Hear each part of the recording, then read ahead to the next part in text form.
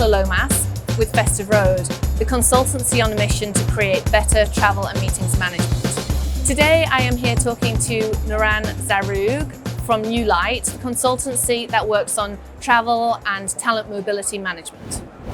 Welcome. Thank you for coming to talk to us today. Thank you so much. I'm delighted to be here. So when we started talking, we are looking at trends that we believe people should be looking at, travel managers should be looking at for 2022. So can you tell us what you think the top trends that travel managers should be looking for?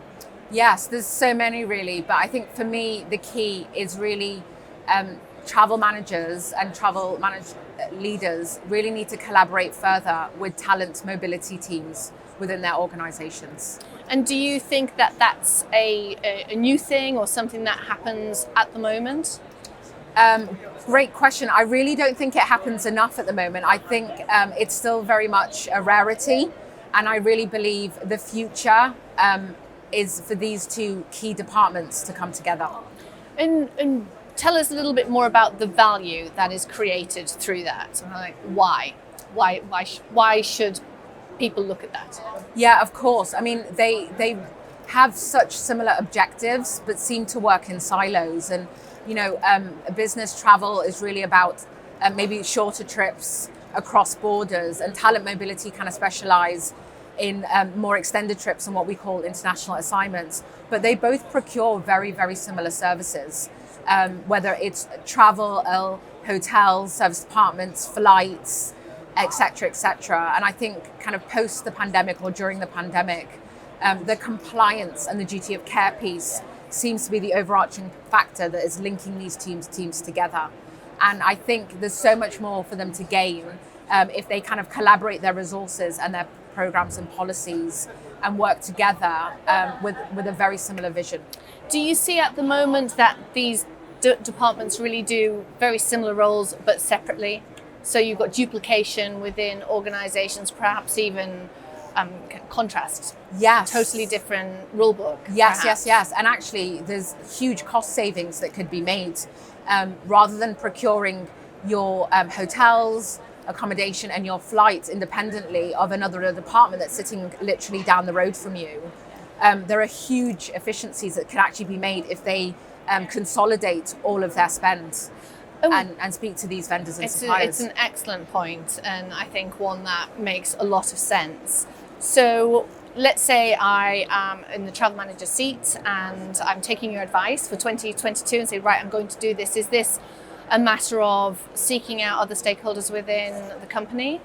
Yes, absolutely. And I think collaboration is really going to be the buzzword as we come out of the pandemic and go into 2022. And we can't really work in these silos anymore. Yeah. So really reaching out and having numerous stakeholders or champions within your department is key. And actually to all of travel, I definitely urge them to go and befriend the talent mobility person in your organization, because you can work together on putting together some great business cases for the wider leadership. Yeah, it's not necessarily just when you're finding talent, right? It might be when your development and training, and it touches into many other elements within a company. Yes, definitely. And two buzzwords post-pandemic or during the pandemic has been about compliance and also diversity and inclusion. And these are two departments that are actually working very heavily on these aspects. And it really should be a cross-collaborative conversation. So can you think of a company that you perhaps know well or might have worked with who are doing it really well, and perhaps share some little tips? Yeah, and actually, it's funny because I have, as part of my consultancy, I have conversations with travel managers, and then I'll go into the same company and have a slightly different conversation with a global mobility or talent mobility manager in the organization. And I don't think there are enough examples because it's really not happening enough. And I think it just starts with reaching out and having the conversation, getting around the table and discussing kind of your key priorities that you're going into 2022 with. And you'll be surprised to hear that talent mobility have very, very similar priorities. Yeah, it's a good point that you make, because often as a travel manager, you're looking at who you already know. Yes. who are our road warriors. And Yes. we've just done a survey and we found out that these are the key people who already travel for the business and this is what they want. But actually, perhaps in even the step before the mobility element of talent, it's getting that talent into the company. They're your future road warriors, perhaps. Yeah, absolutely. And they're part of the wider succession planning that goes on within the organization. Procurement, which are a slightly different department. Travel managers work very closely with procurement when they go out to RFP and have to source new vendors. Global mobility do exactly the same thing with the same procurement departments. So there's so much collaboration that can take place in this space. And actually one area where I think talent mobility have excelled and they've really come into their own post-pandemic is around compliance and duty of care. So they've already made best friends with tax, corporate tax and immigration teams.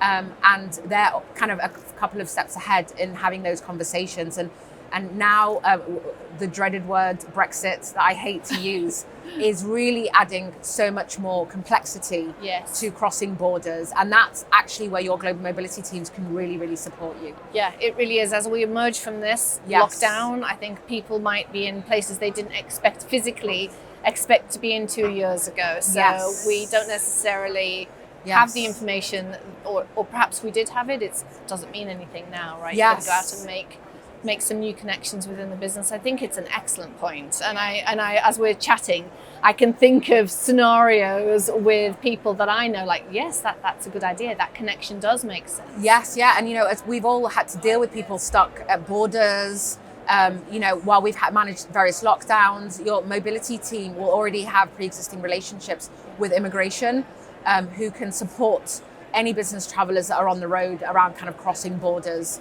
and remaining compliant, which is ultimately what we want. And then looking at this from the opposite side, so looking at it from perhaps the mobility side, do you think that mobility managers, talent and mobility managers, understand the value that the travel department or the travel manager can bring to them? Yes, because I think traditionally and the reason they've existed in silos is global mobility generally, they have kind of what's called a long-term assignment, a short-term assignment, or a permanent assignment. But they were generally kind of 6 months plus. But actually Brexit has brought more tiers and complexities into global mobility. So now we've got what we call commuter assignments, which is a new buzzword that arrived probably a year, 18 months ago.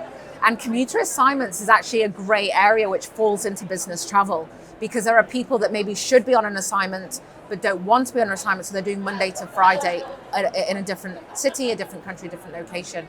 And that's where travel managers can provide their expertise in managing these shorter, more frequent volume trips. Yeah, that's great. I kind of like sparking so many ideas with me as I'm sitting here talking to you. I have to remember to keep the questions on you. Yeah.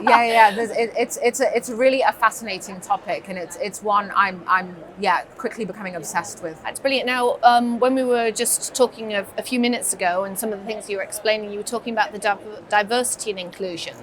So there are definitely, is not a buzzword. This is not just some trend. This is real. It's something that companies do take seriously and are looking at across the whole board of companies. So when you're thinking of that and advising our travel manager community or travel buyer community on these are people within your own organization who can help you and you can help them. Yes. What are some of the tips that you can give, or some ideas that you might spark on the diversity and inclusion?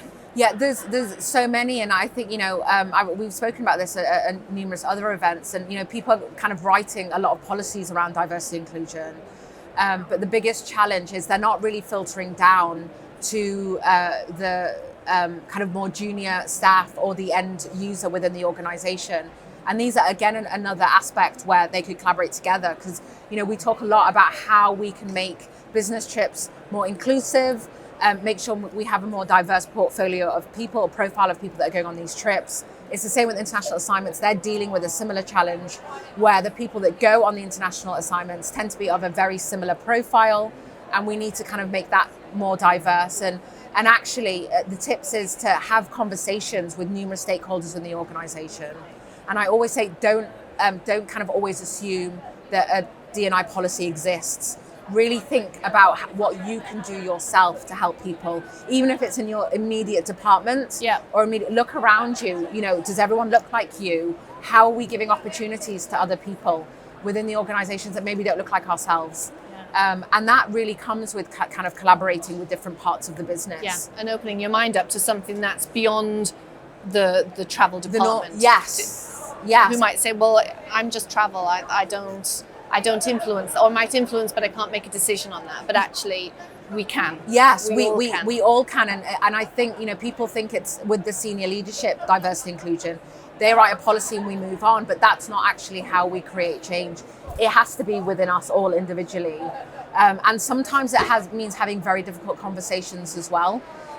But we shouldn't be afraid to have them because they come with love, and that's the idea. And having these conversations with numerous stakeholders will kind of open it up for further debate. Yeah, it's a great point. So one of the things that I'm thinking of, I'm kind of as we're chatting, if I was sitting in a travel manager's chair and after watching this interview with you, think, what can I do? What can I do from the talent management, talent mobility, the diversity and inclusion? A lot of travel managers might have an intranet page or some other communication tool that they use to communicate with their travelers. So I guess they could use that as a place to start. You can, even if you can't physically change your team, you can start communicating perhaps in a different way. Absolutely. And it always starts with looking around you, looking around people in the business, and if they look similar to you. Anonymous surveys are really good across the business. Ask the question internally: are we diverse? What more can we do? People within the organization always have some great ideas about what more can be done. I'm a big fan of focus groups as well. So rather than it just being the senior leadership team, but to bring all levels of the business together in focus groups and actually having conversations with people that may have disabilities within the organization, saying, how can I make your life easier to go on a business trip? What do you need? And asking the questions to people across the company. I think that's a great point, and one that is often in the back of one's mind, but perhaps not really addressed very well. As somebody with a particularly physical disability, traveling, they have all manner of challenges in front of them, and it really is on us to understand those, to try and take some of those obstacles out of their way. And then, of course, there's the disabilities you can't see. Yes, and sometimes you just need to ask the question.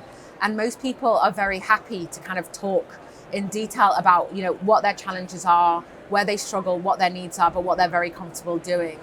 And that really involves kind of having a very transparent discussion and not kind of always assuming it's somebody else's problem. It sits with HR or it sits with the senior leadership, but regardless of your department, own it. We all need to own it individually. Do you think people can be afraid to ask the questions? Yes. And I think that's the biggest barrier. I think everyone has really good will and wants progress, but we're all slightly afraid of maybe offending someone or maybe not putting their best foot forward and kind of breezing over the topic. But that's not how we make progress. The way we make progress is to actually come to the table and have these conversations. So lots and lots of focus groups on a frequent basis is how you create change. So being brave enough. Yes, we all need to be brave enough. Yeah, and being okay if perhaps you put a foot wrong. Yes. Being okay to be humble and to say, oh, sorry, I didn't mean it that way. Help me.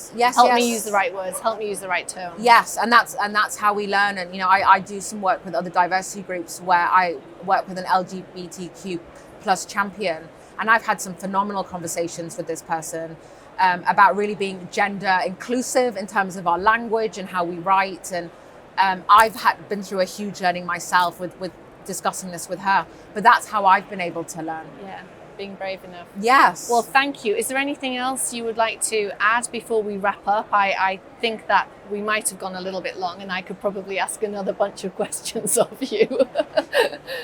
No, I think, the end takeaway for me is really about, I think collaboration is key. And it's been a really, really tough 18 months for so many, but there is definitely some opportunity, and I think we can come out of this stronger in some ways. Okay, so be brave, take the opportunity, Yes, and make sure you go and talk to your stakeholders. Yes, most definitely. Great, and collaborate. Yes, collaborate. That's right? the magic word, collaboration. Great.